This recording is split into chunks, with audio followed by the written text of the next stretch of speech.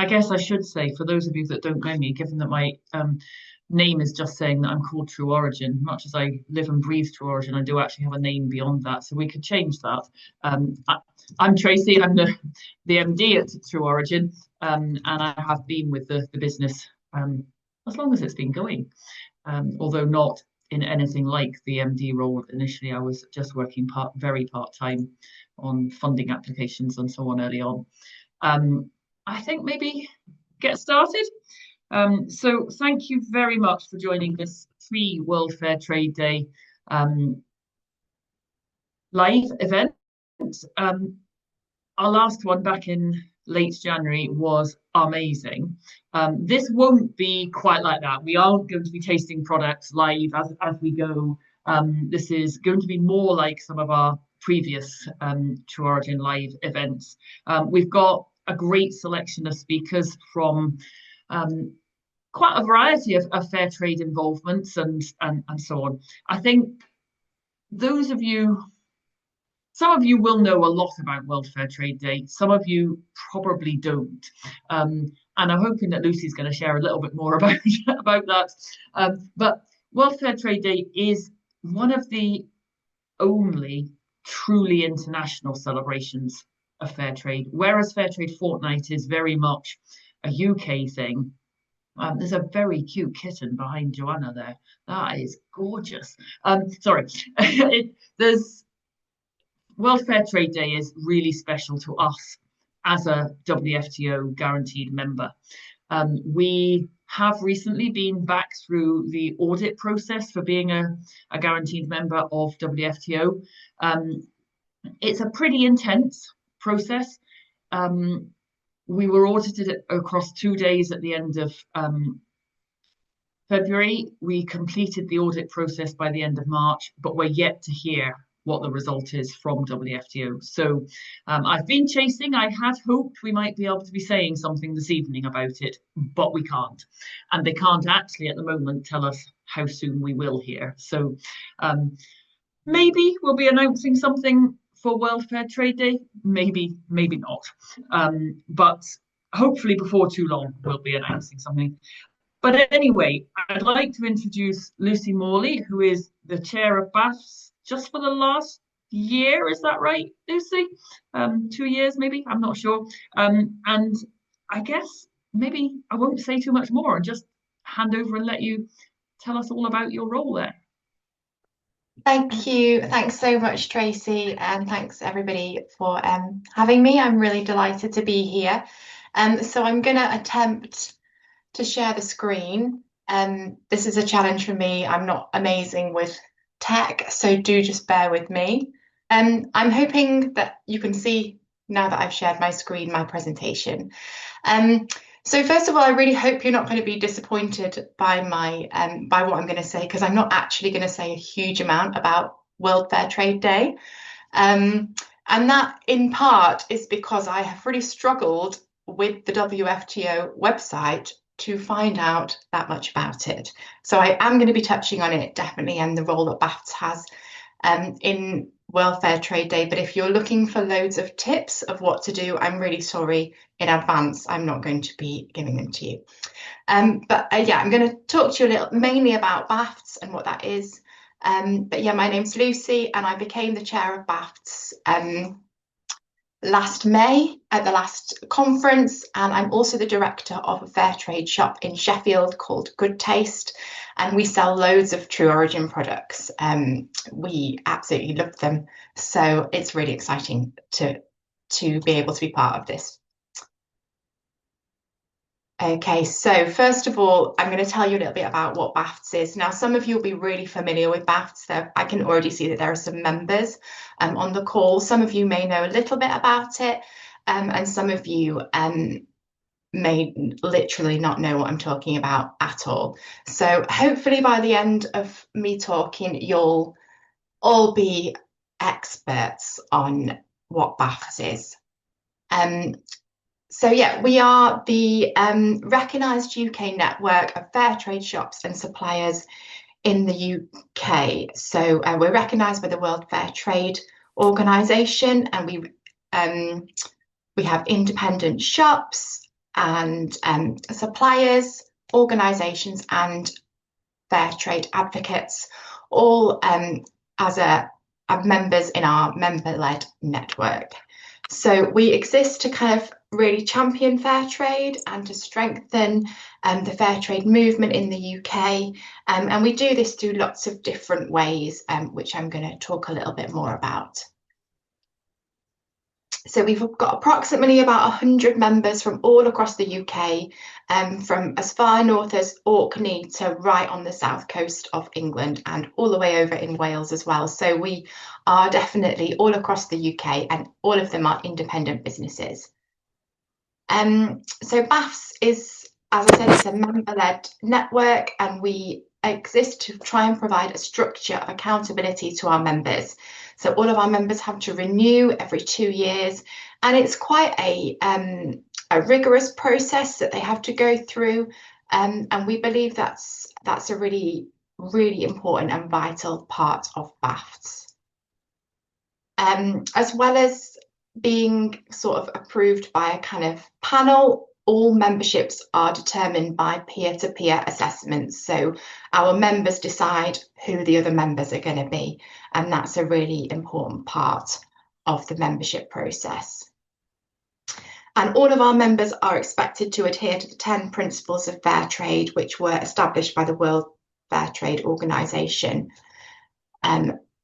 So in their membership application, potential members have to say how they are keeping all of these different principles. I'm sure all of you are familiar with them, but I love this graphic. I think it's really, really clear, and it shows what they all are. Lots of people just think fair trade is about wages and about money, but the great thing about the 10 principles is it shows the real breadth that fair trade enterprise has, and the way that it's so kind of revolutionary, not just about money, but about climate and about gender equality and building communities and those sorts of things. So yeah, all of our members have to abide by the 10 principles of fair trade. So this is just a little snapshot of a few of our supplier members. So you can see the different sorts of products that they produce. So we've got kind of giftware, toys, jewelry, accessories. We've got some kind of soaps and beauty products. So it's really, really a really wide range of different sort of members, different sorts of suppliers from all over the world. And yeah, it's a great way to as a shop member, it's a great way to find new things to put in my shop, because I can look at BAFS members and I know that I can buy from them and I can feel secure in buying through them. So why people join BAFS, and if you're not a BAFS member, why you might think about it. So probably the main reason I think people join BAFS is for the connection. So you can see the little quote up on there. I think when you're a small business or an individual, maybe you're selling products at the back of your church, or you've got a little kind of importing business, you can feel really lonely, and it can feel like you're the only person that's doing that sort of thing. And the kind of network and the connection that BAFS brings, I think, is really, really valuable to all of our members. So we have a WhatsApp group for all of our members, and it's always pinging away because people are asking loads of questions, from has anyone ever shipped something from India to does anybody know what platform I should use on my website to take payments? And people always have an answer. It's so amazing. And yeah, you know that not only are people in a similar situation as you, they share your values and your ethics, and it's a really, really great thing to be part of. Another reason people join BAFS is inspiration. So I think obviously we're inspired by one another. It's really inspiring to be kind of connected to other people who are doing really amazing things. Our conference is a particularly inspirational event, so that's every year in May, and we hear from some amazing speakers, and yeah, we just kind of remember why we are championing fair trade and why it's important. And it's always, I've never not felt inspired when I've been there. It's a really, really great event to be part of. Another reason is the support. So obviously there's the peer-to-peer support that I've mentioned before, with like members sharing ideas and things, but we also have staff who are employed by BAFS who can support members with maybe slightly more difficult things, like to do with their membership, or to do with marketing and those sorts of things. We try to offer kind of really practical support and things at our conferences, so that people can learn things that they can input into their businesses. And finally, I think recognition is something that's really important, and that's also something that I find for myself as a shop member. If I have customers coming in and I say I'm a fair trade shop and it's only me that says that, they've got to take my word for it. And but being part of being a BAFS member means that I've been through this process, and it's not me that's saying it. BAFS is also saying, yes, Lucy is doing what she says she's doing. And I think that's a really important thing. It's really helpful when you're talking to customers. And I think it's also really great for suppliers as well, because you know, I can't go and visit their producers in their factories myself, but I can trust, if they've been through the BAFS membership process, that when they say they're adhering to the 10 principles of fair trade, they are. So that's another reason why people might join BAFS. So there are different types of BAFS memberships. I'm not going to go into all of them. The one I'm going to probably mention most is the friend membership, because that is, if you're sitting on the call and you've not got a business, but you think, oh, it sounds like it might be a really great thing to be part of BAFS, you can join as a friend of BAFS, and you can join that as an individual. So if you just love everything about fair trade and you love talking about it, and you want to meet other people who also love fair trade, then you can join as a friend of BAFS, and you have all the benefits that all of the members have. So the same support, the same networking, the same ability to go to the conference. So yeah, that's a really great thing. And if you go on our website, you'll be able to see how you can become a member. And shops, so these are all of our BAFS shops. You can see that we're all over the UK. So if there's one near you, you can see where it is and you can go and visit. Or if you're on holiday, you can maybe go and visit one that isn't near you normally and see what that's like. It's great to have so many fair trade shops in the UK, and it's great to have so many that are part of BAFS. So yeah, there's lots to go and see, and they're all really, really great. Okay, so finally, what you actually wanted me to talk about, which was World Fair Trade Day.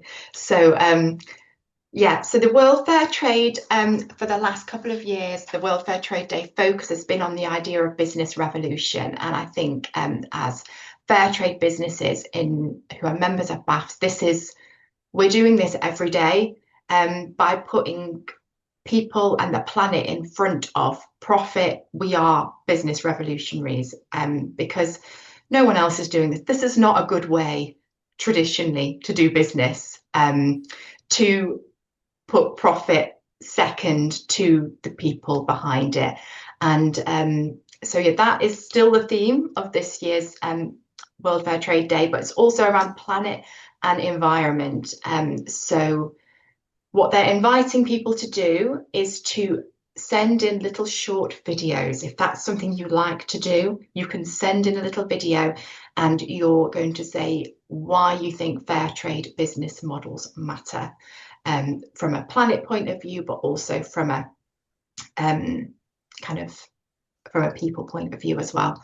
So I'm hoping this is going to work. If I click on this Instagram video, you'll get an idea of the sort of things that the WFTO are doing. Hopefully you'll be able to hear it and not just see it. I don't know.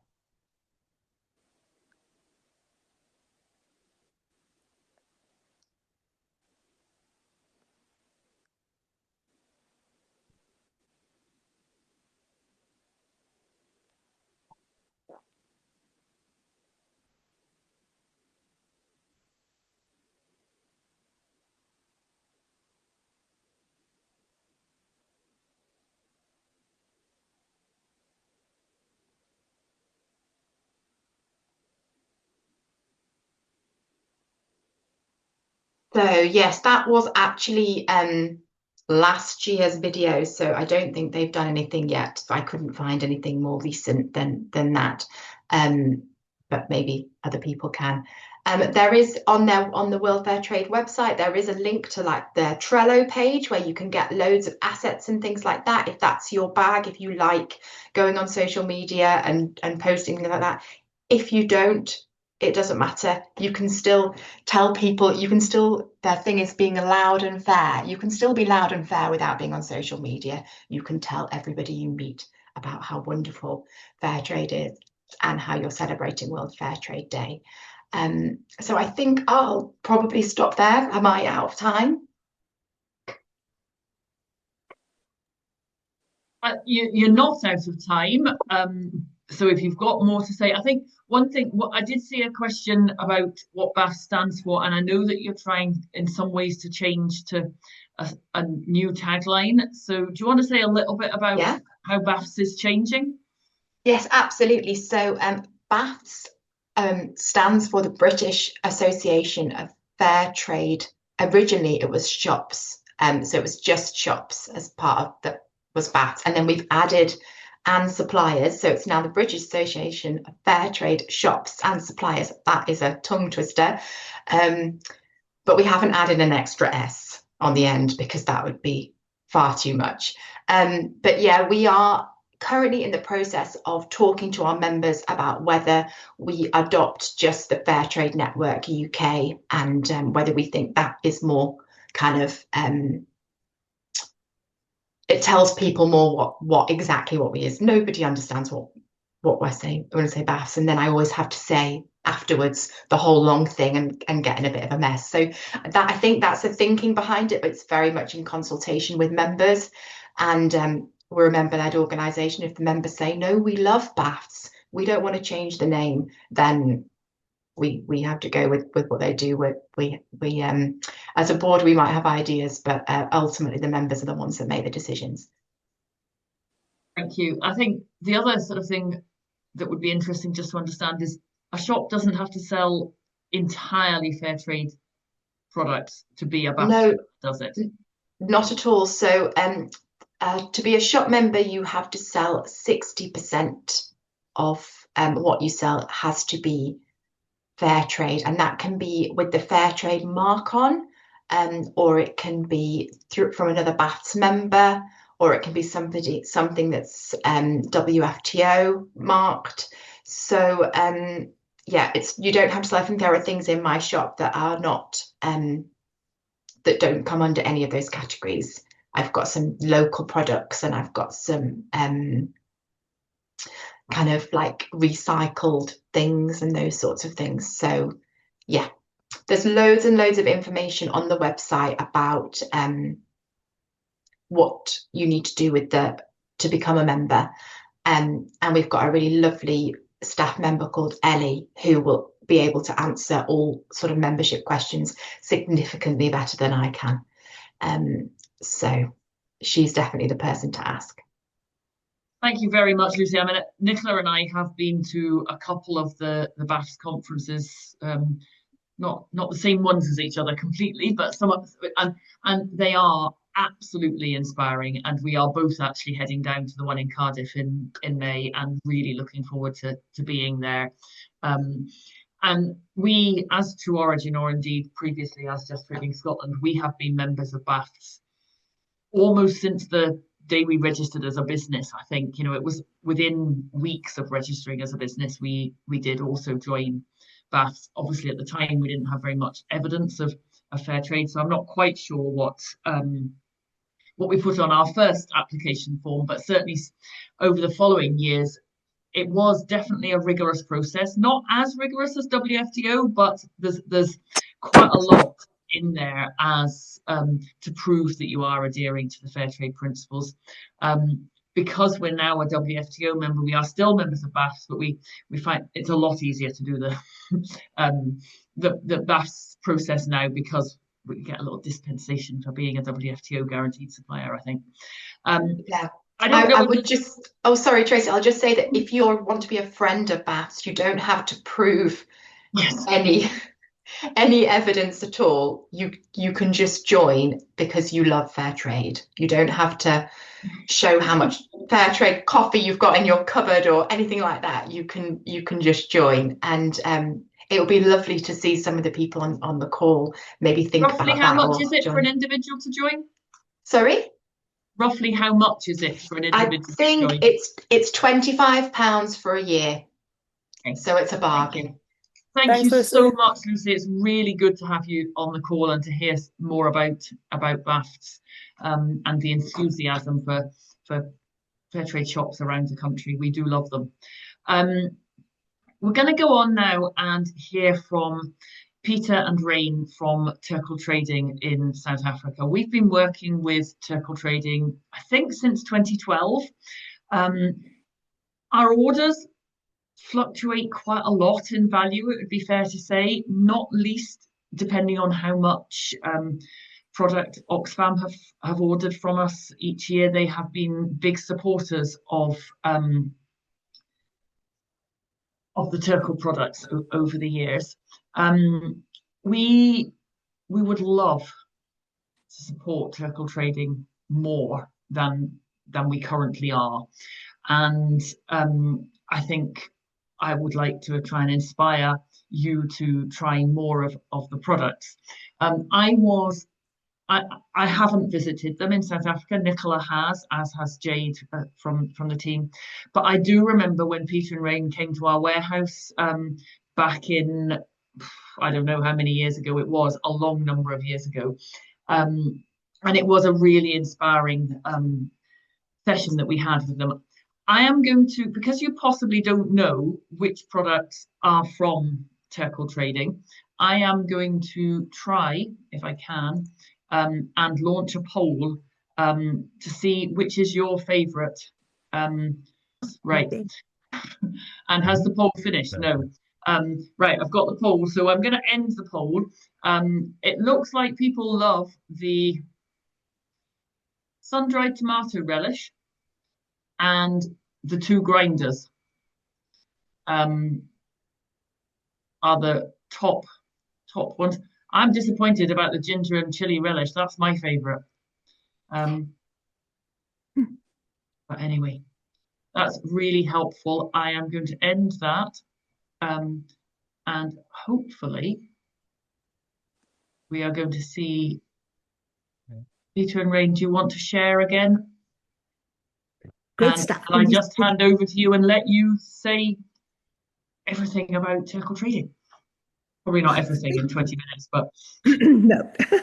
Great. Tracy, thank you so much. Yeah, my kids always tell me sit back from the screen, Ma.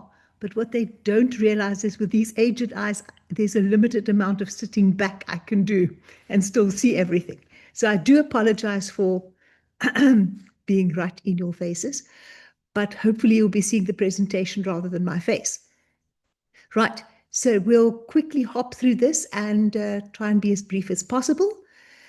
So Peter and I started Turqle in 1997. Our aim was never to grow a very big company because what we do is basically unique in the South African business environment.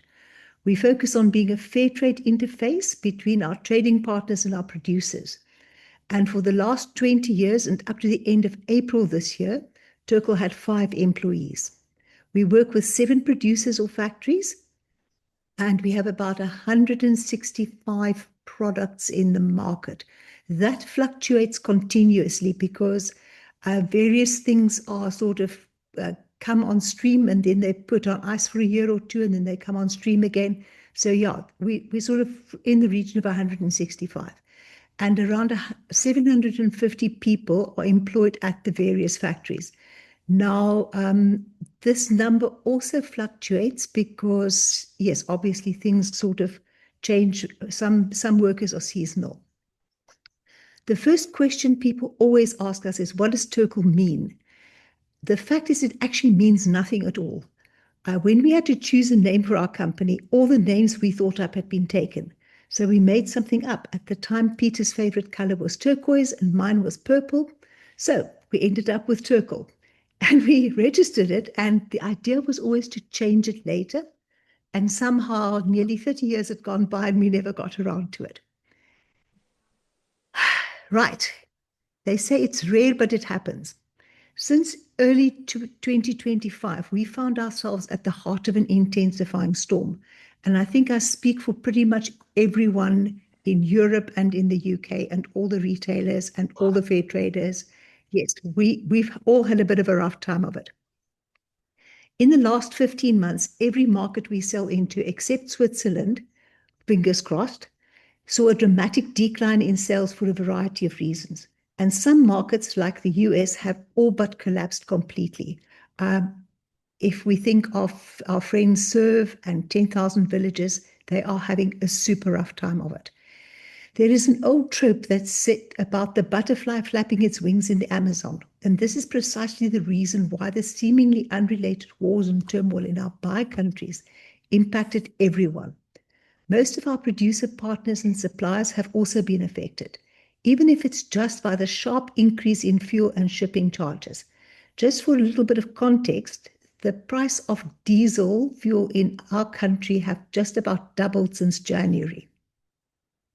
It is not the first time we find ourselves having to weather a storm. We've survived before, and we're ready to do it again. So we know about the storm, so let us go beyond it. In spite of the rough conditions, Turqle is still about great people stories and good food stories. As you'll see, this particular bunch, they're the guys who make they're from Fynbos, and they make the chili and ginger relish as well as the sun-dried tomato relish. And they're actually quite a young bunch and quite an irreverent lot. So you say pose for a picture and they all stick their tongues out. But one of the things one notices in the factories is that apart from the noise of the machines, people are often laughing and chatting. And this is the happiness they build right into the food. We want our customers to come back and keep coming back because we sell great tasting food that makes them happy. Now I'm going to hand over to Peter, so we're going to have to do a quick chair swap here. Just carry on from here.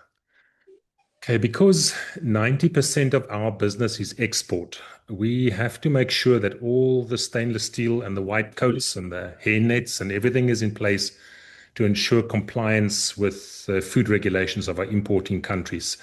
Which is why most of our producer pictures are not particularly artisanal or stylish, because these are the requirements that we do, because first and foremost, we want to ensure that the food that we produce and send out is produced under safe conditions. We pack private label products for El Puente in Germany, as well as for True Origin in the UK. And then other than that, we have our own two brands or product ranges, Cape Treasures and Ukuva, that we supply into Europe and the UK. And we have two online stores of our own. One is in South Africa and one is in the UK. So what does Turqle actually do? And perhaps the question people are really asking is, what value are we adding to the lives of both our trading partners as well as the producers that we work with? Firstly, Turqle is an umbrella organization. We and our producers and buyers are all fundamentally committed to fair and ethical trade. Practically, we buy products from our producers and we sell them on to our trading partners. So our producers get paid even if things go wrong and we don't get paid. And trust me, it happens. Not often, but it does happen. So the value we add includes, as you can see on the slide, you've got to go to the next one. Sorry.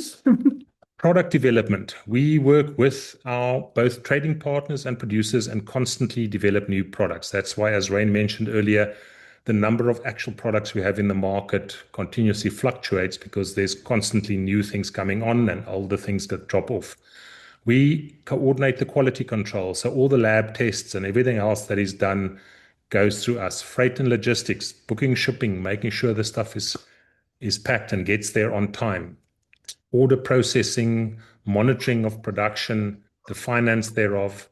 We have a fair trade trust, which we will speak a bit about later. And then the fair trade monitoring is also all done by us. In short, we are the soft interface between our producing partners and our customers.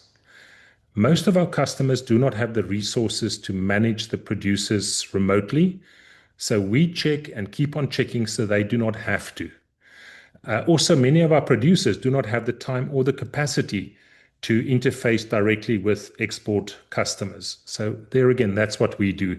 And above all else, for us, it is most important to maintain the trust relationship between our customers and our producers.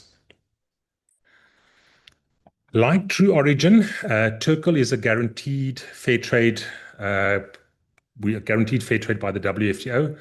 This means we promise our producers and our customers that we hold ourselves accountable to the 10 principles of fair trade, as Lucy spoke about them earlier. For us, fair trade means fair made and fair paid. And between 2011 and 2024, we spent a lot of time on the work of the WFTO. I served on the African Middle East board as well as the WFTO Global Board for many of those years. Rain worked on the Living Wage Project, and in 2024 we hosted the WFTO Summit in Cape Town. In 2025, we were involved in a number of the different working groups plotting the new direction of WFTO. This year, we've sort of had to make the decision to slightly pull back and decrease our involvement and focus on Turqle. Based on the storms that Rain mentioned earlier, it's time to focus a little bit closer to home for a while. All the labels that you see there, the sun-dried tomato, the dill mustard tomato, honey mustard, the grape and pear splash, the sun-ripened fig, all of these products are made by Nantakara. Nantakara's factory, it's the black roof that you can sort of see on the right there, is on a Runa farm in an area called Groenberg, which is near a town called Wellington here in the Western Cape. It's hard to imagine a more picturesque setting with mountains and greenery on all sides and in the middle of vineyards.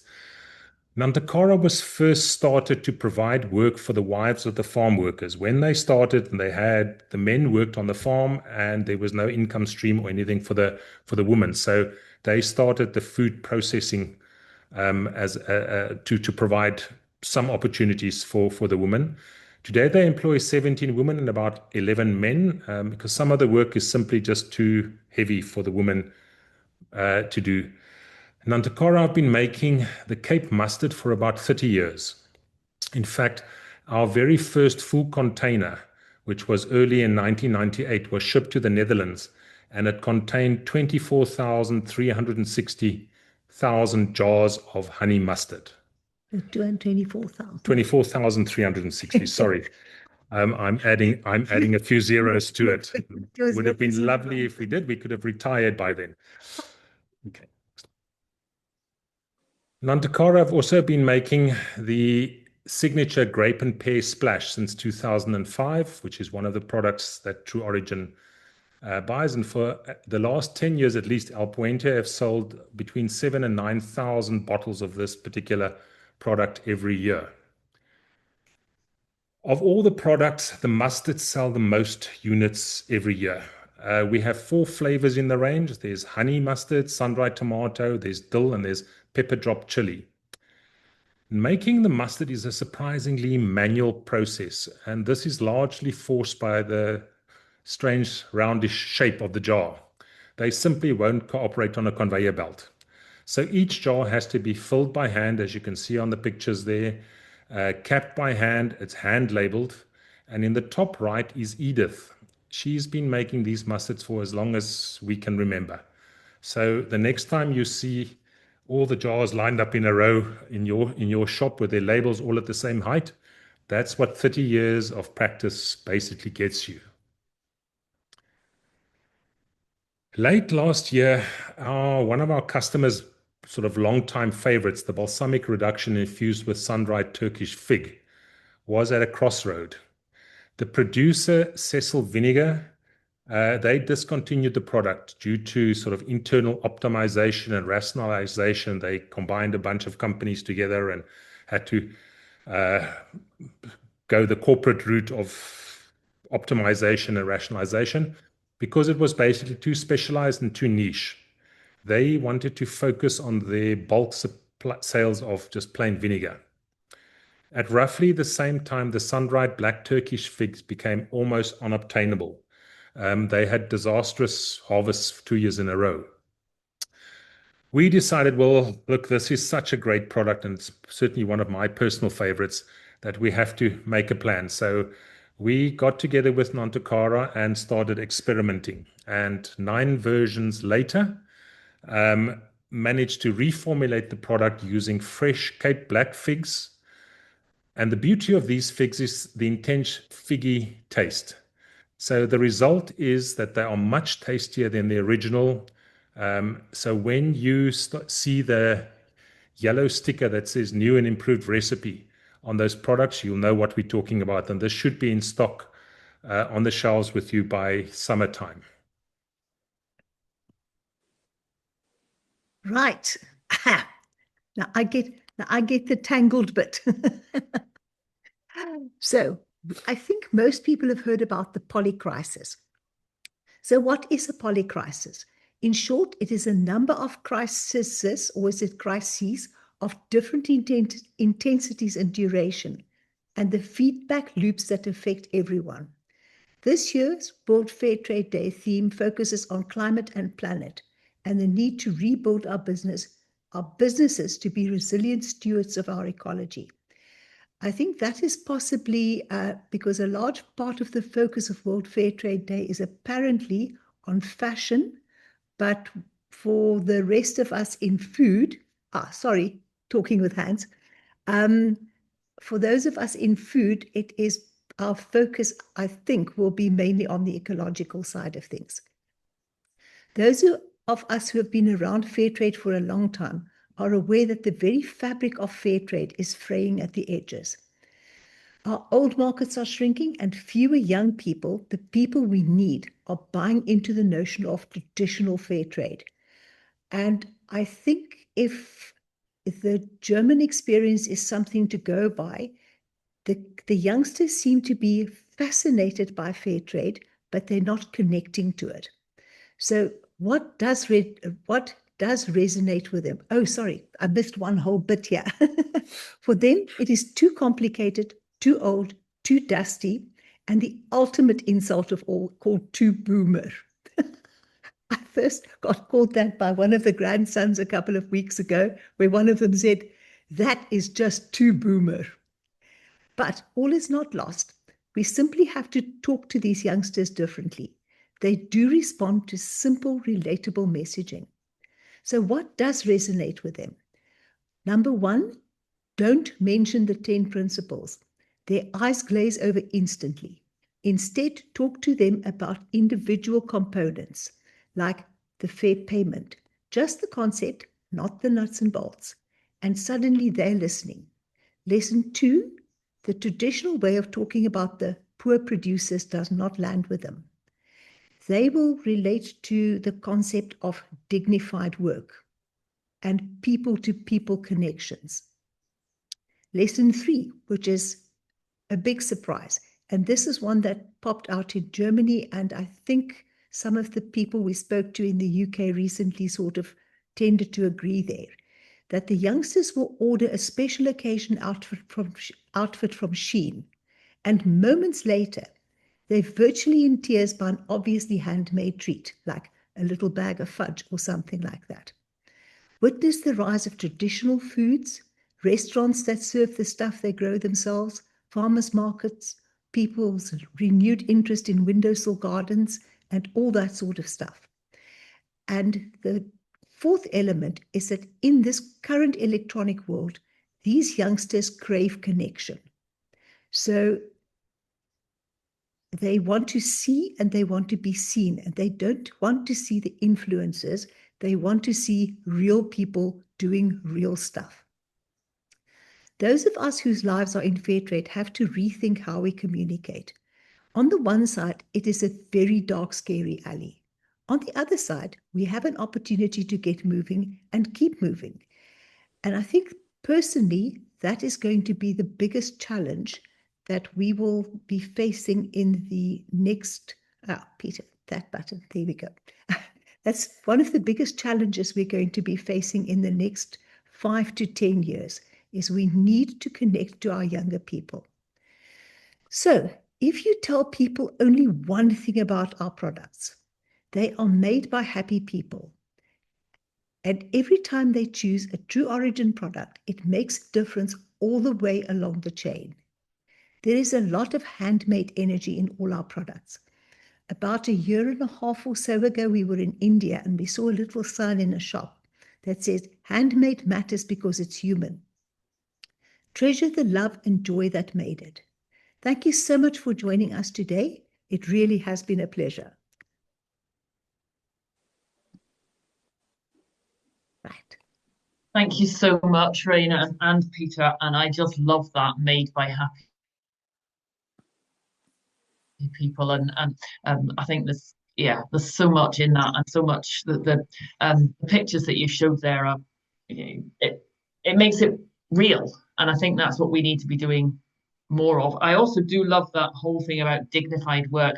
Some of you will have seen our annual report on a annual basis, and we title it Dignity Through Trade, and we think that's a really important aspect of what we do.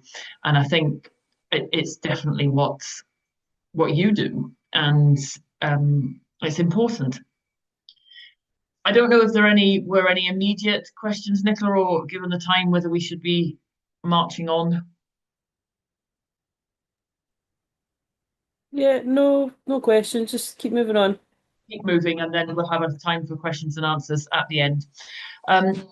So the next slot needs a little bit more introduction. So you're going to listen to me for a couple of minutes, I'm afraid, before you get to hear from France. As I think you all know, True Origin is keen to have true impact at origin.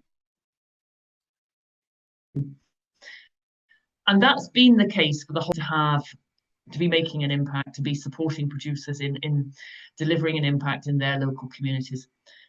But it's been fair, we haven't been very good at any form of formal measurement of impact over the years. We recognise that actually having that measurement is important, partly so that we can better tell the story of what we're about, which is important both to support our sales and to support fundraising for our charitable arm.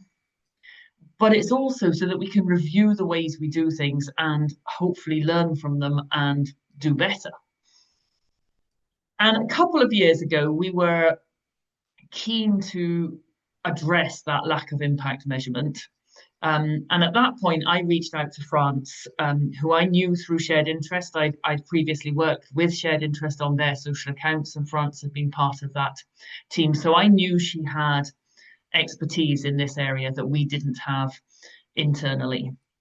And that piece of work initially led to us developing the theory of change about how our mission is sort of broken down into bullet points and what we are really trying to do.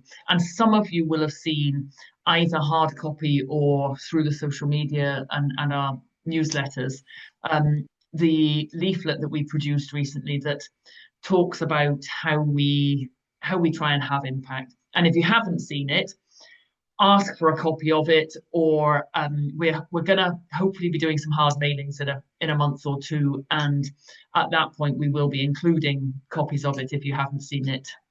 Well, we'll be including copies of it even if you have seen it by then, but it's quite pictorial version of how we're trying to achieve what we're trying to achieve. And it's, I guess, just a step on the journey to impact measurement. But last year we agreed that it would be a good idea to actually try and put some of that sort of into practice and to think about exploring our longest standing producer relationship and the impact of our partnership with CASFA and with NASFAM in Malawi. And that led to France doing some serious amount of work, both with us and people within the business, also with Joyce and people within True Origin Partnerships, the charitable part of True Origin, but importantly with contacts in Malawi, obviously. And that case study is what we're going to hear a little bit about in a few minutes. I think it's really inspiring. I think it weaves together really well the sales and development aspects of our work. Tonight is the first time we're sharing anything about it publicly. It's fair to say that the actual document is not yet ready to publish. It's close, but it's not there. And we do need to do some work. It's a very long document, and we will need to do some work on providing it in a more digestible form. And that's something that we're going to do some work on over the next couple of months. So it will appear at some point on our resources section of our website, and we will obviously let you know when it does. But in the meantime, we wanted to share some of where we've got to. I am keen to say right now, this is not a sales pitch. In fact, as many of you know, we have actually sold out of Kilombero rice. So there is not an action you can take tonight as a result of hearing this to buy rice. I'm also really sorry to tell you that since lockdown, the sales of Kilombero rice have declined very substantially. It's not least due to a huge reduction in the number of schools, churches, and fair trade groups that have been undertaking the 90 kilo challenge. That market has not recovered at all. We're at a very low proportion of what we used to do on 90 kilo challenges. For a while, we were able to maintain the sales of rice because we were continuing to sell the rice to Tradecraft. Obviously, that then stopped 3 years ago. But more recently, we have had another large customer that has a keen interest in Malawi, and we've been selling to them. Without their volume, our background sales are inadequate for us to buy a container of rice. It's also fair to say that following the product recall that we had, our financial position is not strong, and we cannot afford the supplier prepayments that would be required to buy another container of rice. It's not just the supplier prepayments, it's all the other upfront costs of an order. A container of rice takes us about £50,000 of investment to get to the UK and to get ready to sell to you. So at our March board meeting, we agreed that we could not place an order for rice this year without a significant commitment for 2027 demand for rice and a significant commitment to prepayment. We're currently waiting for feedback from the large customer on future demand. We had hoped that we would know today whether that demand was coming through or not, but we don't know. So I don't want to dampen the enthusiasm for what France is going to share with us in terms of the impact that the Kilombero story has. It's possible that from a trading perspective, this is actually wrapping up what we've achieved over the last 17 years. Either way, we do plan to continue the partnership work with CAS. I'm going to pass over to France now for what I anticipate is going to be a very moving presentation, certainly from what I've heard recently from both Joyce and from John about the plight of smallholder farmers in Africa, but also the situation in Malawi around food shortages and the cost of basic goods. It's certainly a really timely reminder of the differences our purchases and our wider involvement can make. We do have at the end of this some potential actions that you can take to help, but I don't want to detract any more from what France is going to share, and I will now hand over to her. France, thank you so much for all the hard work you've done on this case study, but particularly tonight for sharing it with us. Thank you very much, Tracy, for the introduction, and good evening, everyone. So this case study examined the 17 years of partnership between True Origin, NASFAM, and CASFA. So we focus on its impact, evolution, and lesson learned. So I'll start by setting up the context of Malawi and then introducing the Kilombero rice. From there, we will look at how the tripartite collaboration began, how it evolved over the 17 years, and the contribution that it made to the farmers and communities. And finally, we'll discuss the challenge that remains and the key lesson learned. So Malawi is a landlocked country in southern Africa, bordered by Tanzania, Mozambique, and Zambia. So CASFA is based in Karonga district, which is located in the northern region of Malawi, along the shore of the Lake Malawi. The local economy here is mainly based on fishing and smallholder agriculture. So the farmers typically grow crops such as rice and maize, which are essential for both the household and consumption, but also for generating income. So Karonga itself is relatively remote, which means that access to markets, infrastructure, and services can be limited. So this makes local agriculture system essentially important for the livelihood. So this slide highlights the two key structural features of Malawi economy and society. So it has a population of around 22 million people. And what is striking is that 80% of the population lives in rural areas. So agriculture plays a central role in the economy. It employs about 80% of the population, with most people working as smallholder farmers. These farmers typically cultivate less than 1 to 2 hectares of land.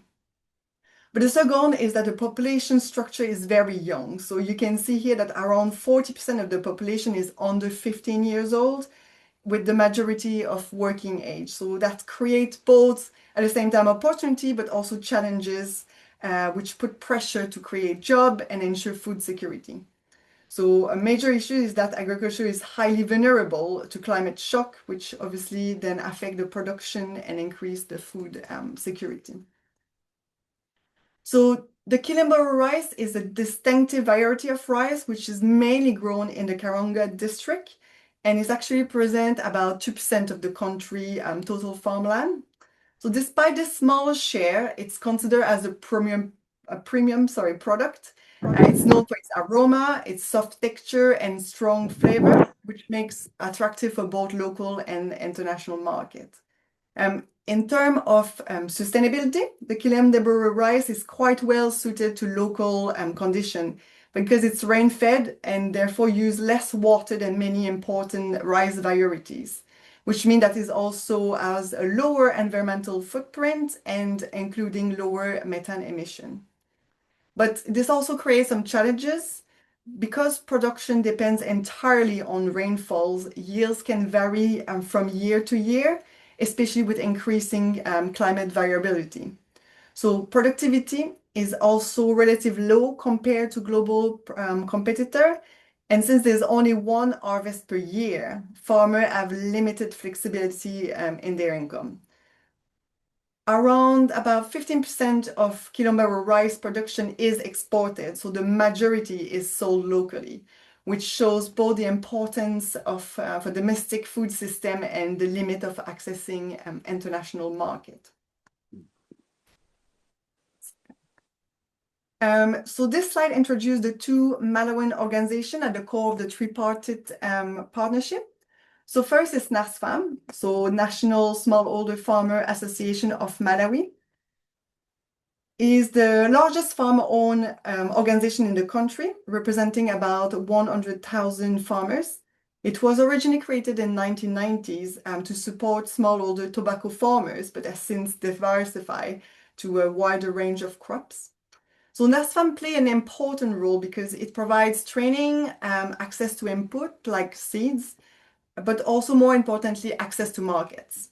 So through its commercial arm, NASCOMEX, it also manages processing, quality control, and export. So at the local level, we have CASFA, the Caporal Smallholder Farmers Association, which is a rice farmer cooperative based in Karonga, which has been founded in 2001 with around 5,000 farmers. CASFA focused therefore more on the ground, so organizing the farmers, providing training, and supporting the rice production. So they don't sell directly to the international market, but instead it sells through NASFAM, which act as the link to larger national and export markets. So in simple terms, CASFA produce and organize, while NASFAM support and connect access to farmers, to market. So the third part of the partnership is True Origin itself, which is based, as you know, in the UK and has two distinct but closely linked parts. So first, True Origin Food, which is a trading arm, which was established in 2009 and is responsible for importing the rice in the UK. So it purchased through NASFAM, which then sourced it from CASFA farmers, as I mentioned. So once the rice arrived in the UK, True Origin handled the processing, the packaging, the branding, and the distribution to the different retailers. The second part is True Origin Partnership, which is the charitable arm. This actually dates back to the 1980s, originally as the Balmore Trust. So its role is not trading, but supporting development. It works closely as well with NASFAM and CASFA to provide training, funds projects, and strengthening the supply chain. So ultimately, it's aiming to improve the farmer livelihood. So together, those two arms combine trade and development. So one focused on selling the rice and the other supporting the farmers behind it. So the partnership actually began quite unexpectedly in 2008 at a trade fair in Glasgow. There was quite a lot of fair trade actors, including John Riches, which first connected with the Malawian producers, including CASFA. So that initial meeting led to the foundation for what would then become a long-term trust-based partnership. With early support from the Scottish government, the aim was to introduce a range of Malawian products to the UK market. But the Kilombero rice quickly stood out as the most promising product. As a key turning point, with the launch of the 90 kilogram rice challenge in 2010, the idea was very simple but powerful. Selling 90 kilograms of rice would fund 1 year of secondary education for a child in Malawi. So the campaign was widely adopted by school, church, and community groups across the UK, helping them to connect the consumer directly to the farmer and the communities. So since 2009, nearly 2,000 of these challenges have been completing, raising both awareness and financial support.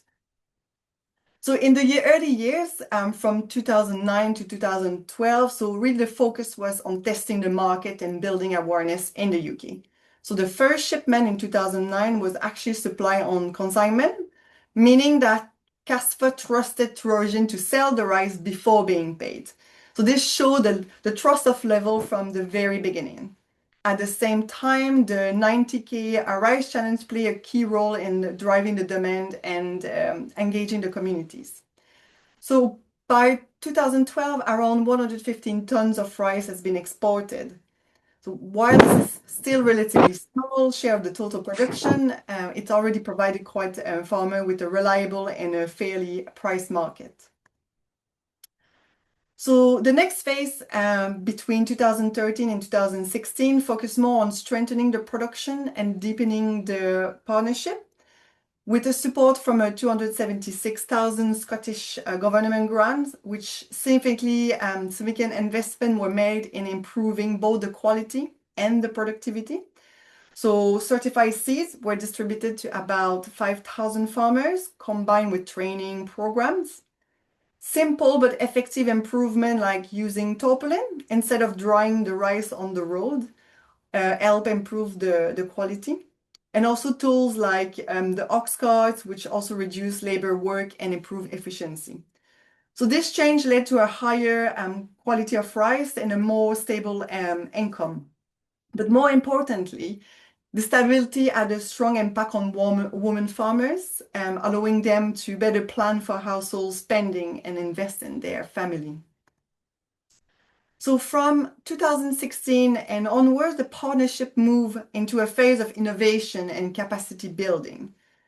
One key example is the farmer-led workshop initiative, where farmers began producing and repairing their own tools locally, therefore reducing cost and increasing self-reliance.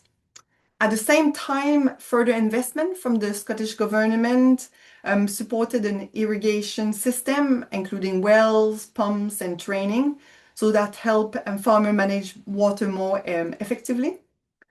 It saw also the installation of a new rice mill, which increased processing capacity, but also, again, the quality, as well as social innovation, such as the woman-led briquette project, which creates fuel from the rice waste. But this period also saw the key milestone. The rice received the Ethical Consumer Best Buy label in 2018. CASFA also achieved the World Fair Trade membership in 2021, as well as becoming a certified seed producer. But in recent years, the partnership has faced a number of significant challenges. So as you know, these include the global disruptions such as the COVID-19, but also the Ukraine war, which affected the supply chain, therefore increasing the fuel prices, created exchange rate volatility, as well as facing energy shortage across the country. But at the same time, climate-related shock, including the flooding from Cyclone Freddy and the 2023 drought, which had directly impacted the production in Karonga.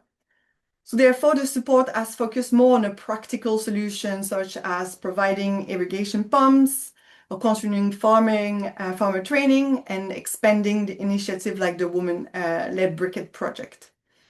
So to date, about 655 metric tons of kilo rice have been imported since 2009, sorry.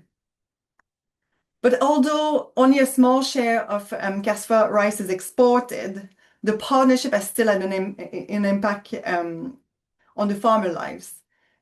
Before working with NASFAM and True Origin, most of CASFA farmers sold rice in informal local market, where prices were often unpredictable and sometimes exploitative. So through the partnership, farmers benefited more from a transparent and negotiated pricing, which also allowed them to plan with greater certainty. Some farmers were able to invest in their farms or repay loans or even build saving. So many also have improved their living condition. So here there's a quote of Abdu Biri, who mentioned that, I'm going to read the quote. So I started grow rice in 2003, but the seed I used back then never gave me any profit. When I joined NASFAM, they encouraged me to keep farming and gave me good advice. I always hoped to buy a plot and 2 cows to make my work easier, and I managed to achieve that dream. The money I earned from rice farming pays for clothes, food, school fees, and even this house we live in. I also built a house for my mother next door. My next plan are to get electricity and one day buy a car. So his story reflects really a broader shift. So from subsistence and uncertainty to planning, investment, and long-term improvement in livelihood. But beyond income, one of the most important impacts of this partnership is education. In Malawi, access to education, especially secondary and higher education, remains a challenge due to financial barriers. So therefore, the income from the rice farming has helped some families to cover school fees, uniform, and transport, enabling more than one more children to stay in school. The 90 kilogram rice challenge also played a key role by directly funding education support programs, including bursary for students. A powerful example is Agrippa Mafwizimba. He grew up in a low-income farming household, and he was at risk of leaving school due to financial difficulties. So through support linked to CASFA and True Origin, he was able to complete secondary school and go to university. So today he's studying agricultural economics, something that he would not have been possible without this support. As he said, without your investment, my academic aspiration would likely have remained a dream. Your investment has not only changed my life, it has created a future full of hope, purpose, and impact. So this shows that how the impact goes beyond farming, that it creates opportunity for the next generation and breaks the cycle of poverty. But the partnership also contributed to broader change in resilience, inclusion, and organizational strength. So first, in terms of climate resilience, so farmers are adopting improved seeds, irrigation, and more sustainable farming practices. These help them to better cope with drought and floods, which are becoming more and more frequent. But also in gender inclusion has been a key outcome.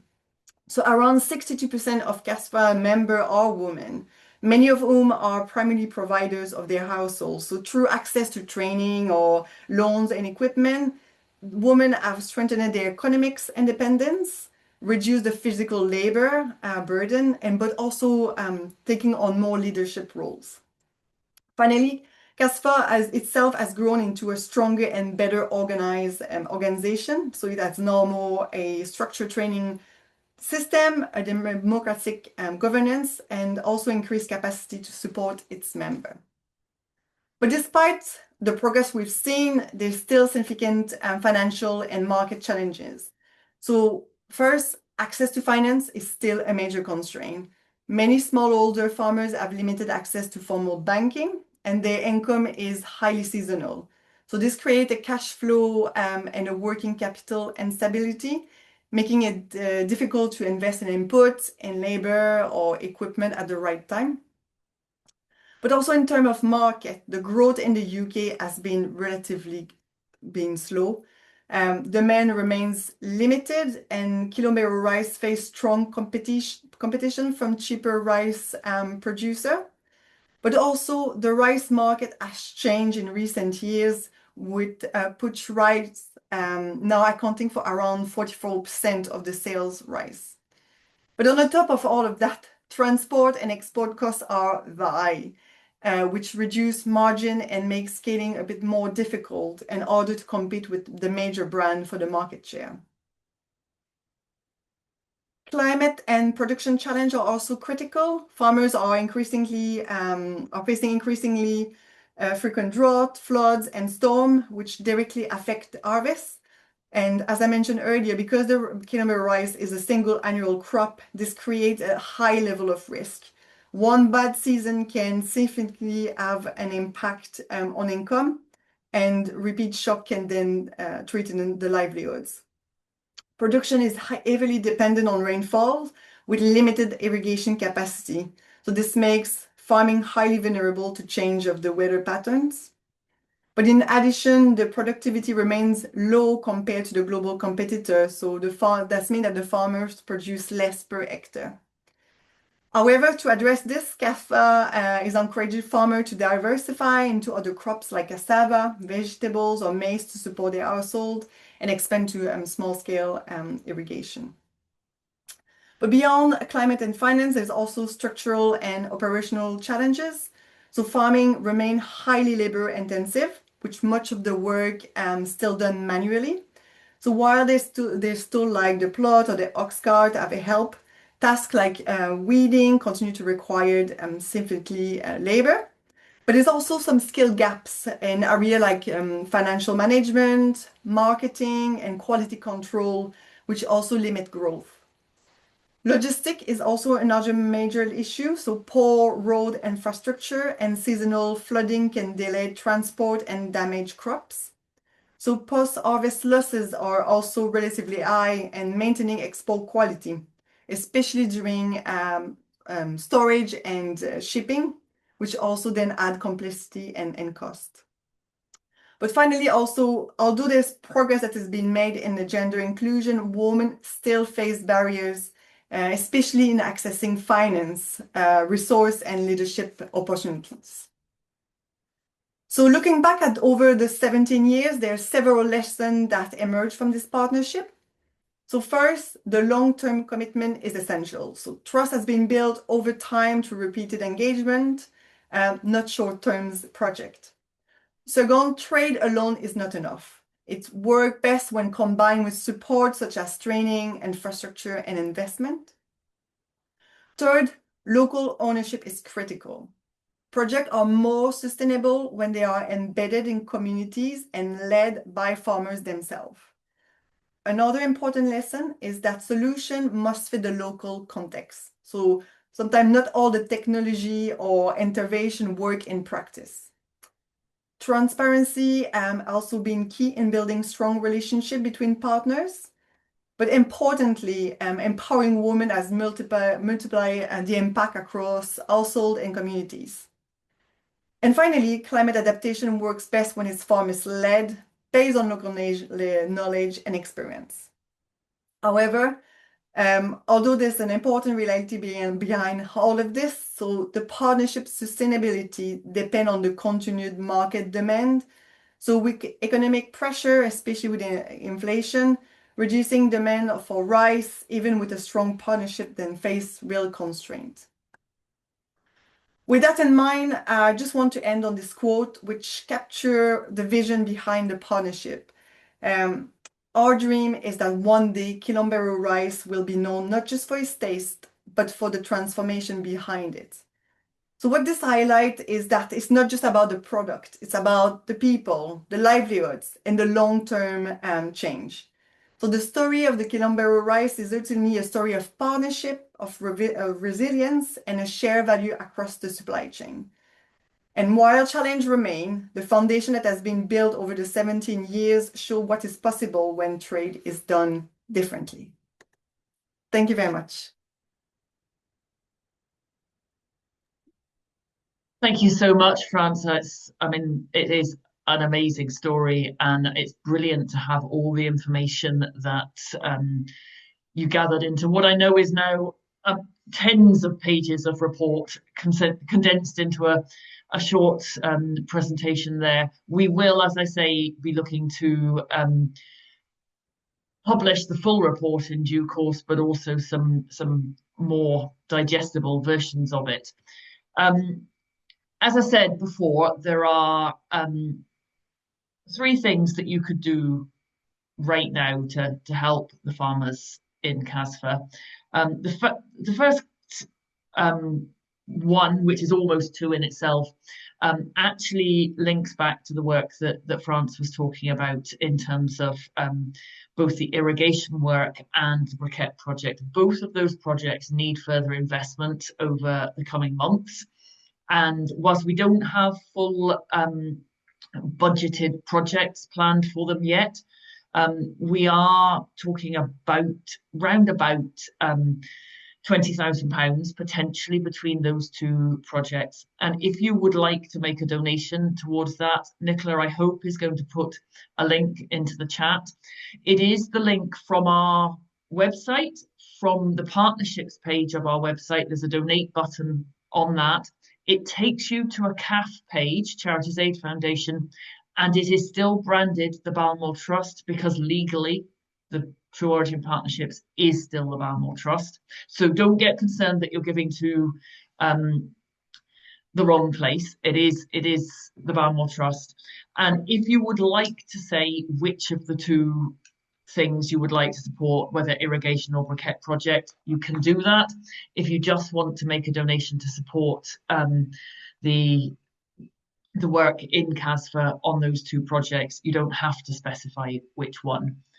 I guess more significantly, in terms of, not more significantly, several of you have asked, I think, what it's so sad that we might not be buying rice. And as I say, we are still waiting for feedback from a large customer, which could well mean that we can buy rice, but it might not.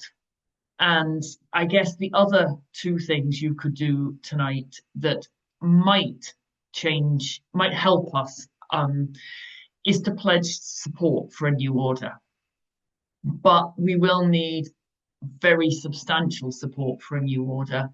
It is frankly quite unlikely that we can place an order unless the large customer comes back to us positively. But if we had a lot of support, we would absolutely need to look at it again. And I guess what I mean by commitment is either a donation to support us with the prepayment. Part of the issue is the cost of the prepayment. And really there we're looking at needing at least £20,000 to help us with a prepayment. So we're really looking at donations of £1,000 pledges. We don't want you to give at the moment because we don't know we're going to be placing an order, so we wouldn't want you to be doing that. And we completely understand that that is a lot of money, and we're not, we understand that it is unlikely that people will have that sort of money to pledge, but we thought we should at least make you aware of the situation. The other commitment that you could make is that you will purchase a certain amount of rice if we were to get it back in 2027. Regardless, it is likely we're going to be out of stock till early 27. But if you could make a commitment to buy at least 20 cases of rice through 2027, we'd need to think about how quickly we needed to send that to you, etc. Then we can factor that in as well. If you want to make either of those pledges, if you could email me or Nicola in the next, I guess, couple of weeks, really. We need to make a final decision on placing a rice order by the end of May. And in order to do that, we would need to start conversations with CASFA or with NASFAM by early May. As I say, it is currently fairly dependent on the answer from a large customer that we're waiting on. And Alistair and I did have a fairly encouraging conversation with them last week, but I think I'd hoped that we might then know by today, and we've heard nothing. So I don't know where that's going. We have got a couple of videos that I was maybe going to show, but I'm conscious that we're only 7 minutes away from when we're meant to finish. So I think what we might do is just open the floor to questions. And if we're really short of questions, and Nicola tells me we haven't had very many in the chat tonight, if we're short of questions and we've got time to show a couple of videos, I will show them. But otherwise, I think, yes, I'll take questions. And we have got, as we had last time, but more specifically this time, we have got a discount code for money off the Turqle range for the rest of the month, I think. Nicola, is that the right time? I think it's 25% off the Turqle range from us for the rest of the month, and Nicola will no doubt put that code into the chat now. I think I have seen one question around the impact on CASFA if we don't buy this year. There will be an impact. It's maybe worth saying that we actually last bought from them in 2023. So although there will be an impact, the rice we bought in 23, until very recently, that's the rice we were selling. So although it's not good news, it's actually in some ways status quo for them.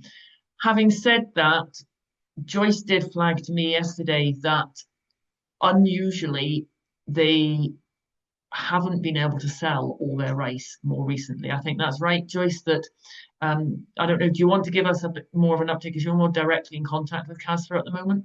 Yeah, I mean, I think we're not entirely sure of the impact if we don't buy, but we learned for the first time, I think, that last year they weren't able to sell all the rice. They have unsold rice in their warehouses. So I think their local market is becoming more difficult. They used to sell a lot of rice across the border to Tanzania, and I think last year the Malawian government banned that because of food shortages in Malawi. So they have unsold rice from this year, and I believe they have what they think is going to be a good crop this year, so they may struggle to sell it all. But they grow this rice as a cash crop, not to eat. They grow other rice as a food crop during the season when they're not growing the Kilimanjaro rice. And what they have said to us recently is they're very keen on support to encourage the farmers to diversify, because they're aware that Kilimanjaro rice is difficult, and they are encouraging their farmers to look at other crops and other ways of supporting their income. And that's why we're keen to continue to support some. The small scale irrigation projects will help them grow their food crops. And that is really critical in Malawi at the moment. And the briquette project hopefully will help the women to get diversify in terms of income streams. So those are both things they're really asking us to move forward with, because they're important to them for their livelihoods. And at the moment, Malawi is being extremely badly affected by the current war. They're, I think, one of the worst affected countries in the world in terms of both fuel supplies and fertilizer supplies by the current Gulf War. And talking to colleagues in Malawi, I mean, their current fuel is pretty much only available on the black market, and it costs about 6 times what we are paying at the moment, which is totally impossible for most people in Malawi. So they're in a very difficult position, and anything I think it's important that we don't get despondent if we can't buy rice, because I think there's a lot we can do to try and help with other ways of improving their food growth and other income streams, and that feels important at the moment. I don't know if that answers your question, but I think it's absolutely. No, I think that's a really situation. Yeah, it is really helpful. And I mean, a Scott Malawi partnership have today issued something saying that their Malawi's fuel reserves have now run dry. So it's not just that it's very expensive. There is a very, very severe shortage of fuel in Malawi, which I know Joyce was telling me yesterday means that some of our project work is struggling simply because they can't actually get to it, because they can't afford to buy the fuel, or they can't even get fuel, which is really tough. I realise I haven't mentioned brown rice, and I do actually just want to mention brown rice. If we do get to the point of importing rice, it will only be white. We had, last time we imported, we had a not small proportion of the rice that was brown was rejected in terms of food quality. And we haven't been able to get a clear answer from NASFAM on what they would do to avoid that happening again. And it's really not in anybody's interest. I mean, obviously we can't sell rice that's failed a food standards. In the end, the rice had to be ditched. It was, I think, sold for animal feed, but it had to be disposed of. And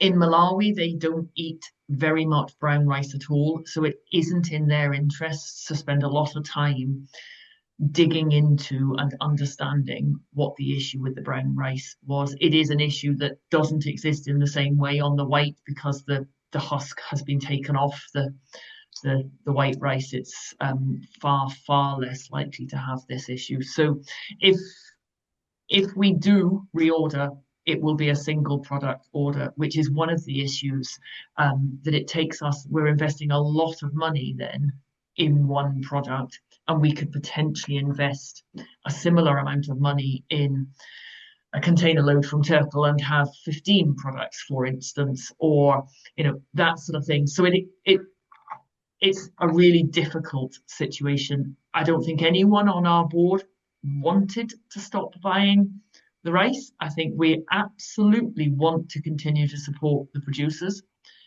but in a situation where you're commercially constrained, it was hard. It was a decision that we actually felt we had to make unless we can get a very sizable commitment to buying the rice and support on the prepayment. I am conscious that we have got to 7:30 and we've hardly had time for any questions.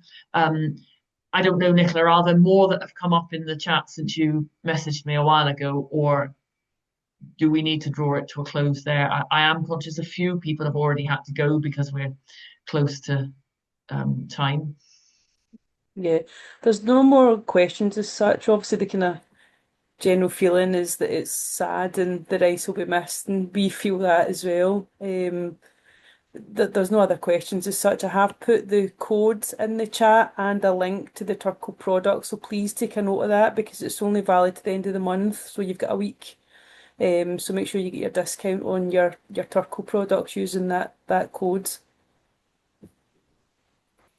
Okay, I think if that's the case, we will wrap up there. Thank you so much for coming. We really, really appreciate your support, your interest, your purchases, your donations to the partnership side of things, and telling the stories. It's important to tell the stories, and we are thrilled to have had four. I'm thinking of Turqle as one speaker, but three really good speakers, four, because there were actually two of you. Thank you so much for coming this evening, for joining us online, and thank you to all of you for being part of this evening. Goodbye.